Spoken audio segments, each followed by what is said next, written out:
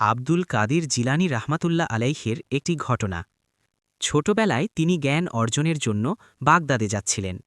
যাওয়ার আগে তার মা তার কাপড়ের ভিতরে ৪০টি স্বর্ণ মুদ্রা সেলাই করে দেন এবং একটি উপদেশ দেন, কখনো মিথ্যা বলবে না।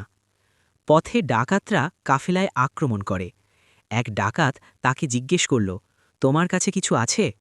তিনি নির্ভয়ে বললেন, হ্যাঁ, আমার কাছে ৪০টি স্বর্ণ মুদ্রা আছে। ডাকাতরা অবাক হয়ে তাকে তাদের সর্দারের কাছে নিয়ে গেল। সর্দার জিজ্ঞেস করলে তিনিও একই কথা বললেন।